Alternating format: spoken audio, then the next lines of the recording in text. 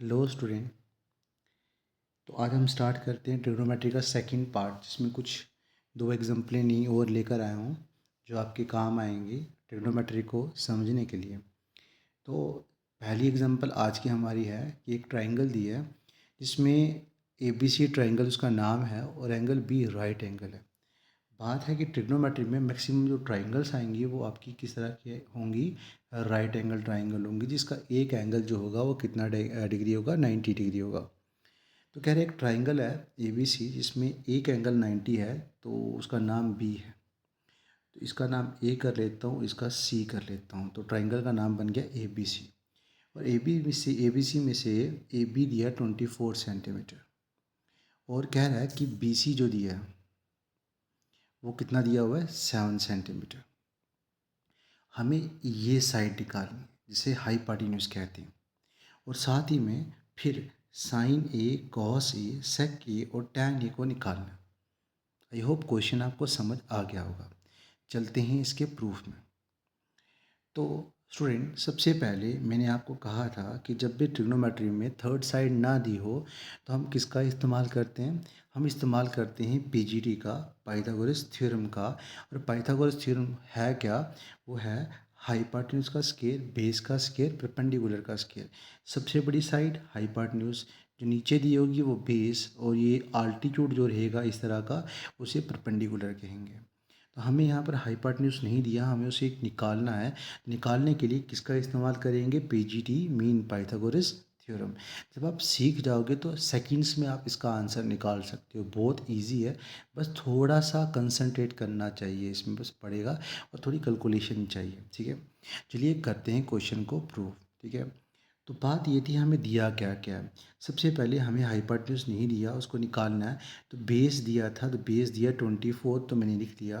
Perpendicular दिया है 7, तो लिख दिया। 24 का स्केयर जब भी करोगे तो 576 आता है। 7 का स्केयर 7 7 जा 49, दोनों को प्लस किया तो 625। 625 होता है 25 का स्केयर। इसका स्केयर होता है 25 का स्केयर।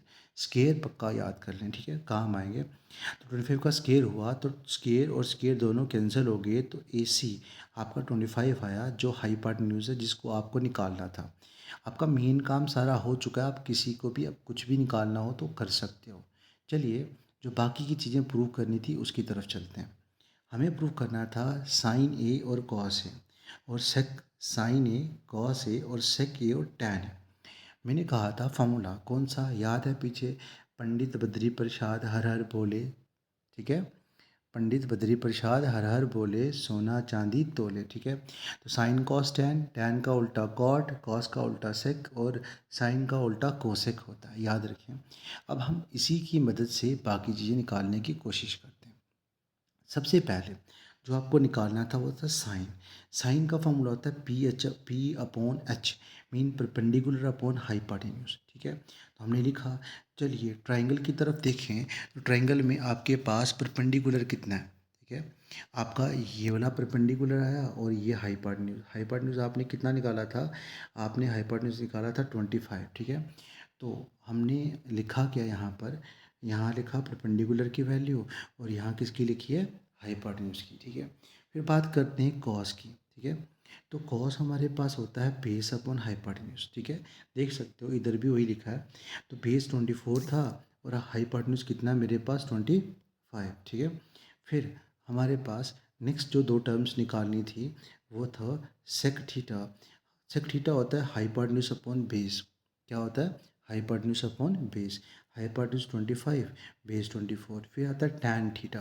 टैन होता है परपेंडिकुलर अपॉन बेस, 7 अपॉन 24। सारे आंसर निकल चुके हैं और बहुत ही इजी रहेगा आपके लिए। चलिए नेक्स्ट एग्जांपल के लिए, वो इससे भी इजी रहेगी आपके लिए, मैं उसे एमसीक्यू बेस पे लेकर आया हूँ। देखिए, कह रहे हैं ना गिवन फिगर, हमें क्वेश्चन में कहा है कि आपने निकालना क्या है, क्वेश्चन में tan P minus cot R, और दिया कुछ नहीं है, दी क्या है, एक फिगर दी है। अब फिगर में अगर जांच करेंगे आप, तो आपके पास हाइपोटेन्यूज दिया है, परपेंडिकुलर दिया है और बेस नहीं दिया हुआ। इस बेस को आपको निकालना है। तो मैंने कहा था जब भी तीन चीज़ों में से दो चीज़ें दी हों और तीसरी साइड को निकालना हो तो पीजीटी का इस्तेमाल करते हैं। तो हम किसका इस्तेमाल करेंगे, पीजीडी। पीजीडी मतलब पाइथागोरस थ्योरम। क्या होती है वो? Hypotenuse square, base square, perpendicular square. H hypotenuse, B base, B perpendicular. जब इसका इस्तेमाल करेंगे तो हाइपोटेन्यूज 13 था, बेस हमें नहीं दिया, परपेंडिकुलर 12 दिया, डाल दी वैल्यू। 13 का स्क्वायर, 13 13 जा 169 होता है। Base as it is. 12 का स्क्वायर 144 होता है। प्लस की टर्म जब उस तरफ जाती है इक्वल टू के तो माइनस हो जाती है। तो 169 में से 144 माइनस की 25 बच के, कितने बच गए आपके पास? 25। 25 होता है 5 का स्क्वायर। स्क्वायर स्क्वायर कैंसिल हो गए तो हमारे पास बेस निकल गया। ठीक है स्टूडेंट, बेस हमारे पास कितना आया? 5। बेस निकालने के बाद हमें बाकी की चीज़ें निकालनी है जो उसने कहा था। यहाँ ना क्वेश्चन थोड़ा ट्रिकी रहेगा, थोड़ा ध्यान से देखना। ठीक है, चलिए नेक्स्ट पे। तो स्टूडेंट, पहले जो ट्राइंगल थी वो थोड़ी इस तरह से थी। ठीक है, जिसमें आपके पास ये टर्म दी थी 13। ठीक है, कितनी थी? 13 थी एज। ठीक है, ट्राइंगल थोड़ी इस तरह से थी।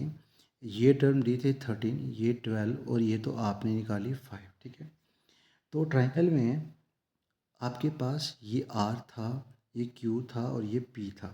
पहले मैं निकालूंगा कॉट आर, कॉट थीटा। जो भी आर है ना, आर आर थीटा है, और ये एंगल जो है, इसको थीटा को हम एंगल ही पढ़ते हैं। ठीक है, वो एंगल जो होना चाहिए वो बेस पे होना चाहिए, सीधी बात है। ठीक है, तो कॉट आर निकाल सकता हूँ क्योंकि आर बेस में है, तो ये आएगा बेस अपॉन परपेंडिकुलर 5/12 आ गया। ठीक है, जब मैं टैन पी निकालूंगा, पी तो ऊपर था, तो मैं उसको नीचे लाने के लिए इसे मैं क्या करूँगा, क्लॉकवाइज डायरेक्शन पे नीचे कर लूँगा, रोटेट कर लूँगा पूरा, और आर खुद ब खुद ऊपर चले जाएगा और पी कहाँ चला जाएगा? नीचे। तो ट्राइंगल कुछ जस्ट लाइक दिस तरह की बनी। ठीक है, तो मेरे पास आर ऊपर चला गया और पी चला गया नीचे।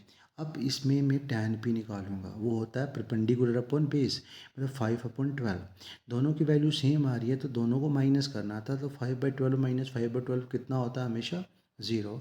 आई थिंक ये क्लियर हुआ होगा। अगर कोई भी डाउट आता है तो कमेंट करें, मैं और ज़्यादा क्लियर करने की कोशिश करूँगा। Thank you for watching this video.